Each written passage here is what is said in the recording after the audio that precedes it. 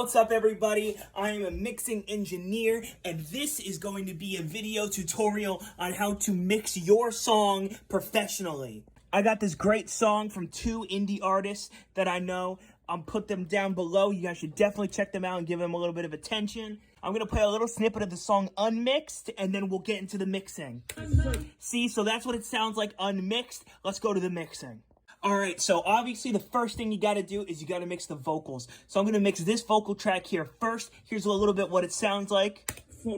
See, so that's what it sounds like. We're gonna add a couple of effects to it.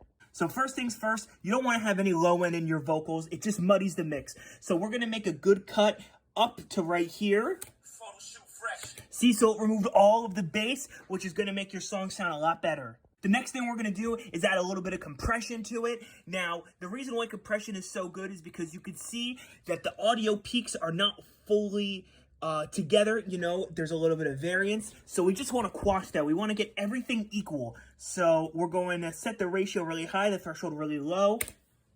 And now you can see it working right here. I'll add some gain to make up for the loss. Now, you might notice that there's a lot of sibilance in his voice. So the way that we're going to fix that is going to add another EQ. We're going to do this. We find where it's most prevalent, which is around here. And we're just going to duck it down like this so all the S sounds are gone. And the next step is going to be adding a little bit of reverb. And this is what the final vocal for Vocalist 1 sounds like.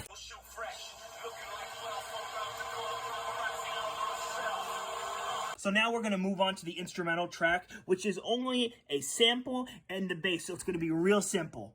I don't want to do too much to the actual instrumental. We're going to do a little bit of work to it, though. Not a whole lot. We're going to add a little bit of a chorus because that makes everything sound fuller and nicer.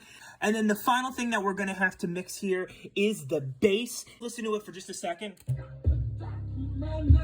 It doesn't punch as much as you want it to punch through, right? So we're going to start by adding another EQ. We want it to go crazy, so I'm going to take the low end here and I'm going to up the low end a lot.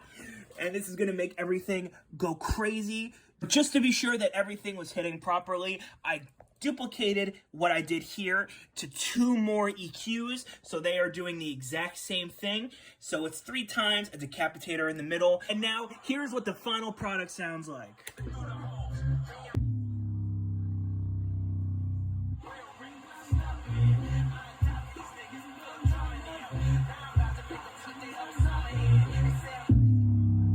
Subscribe for more great mixing tips and tutorials.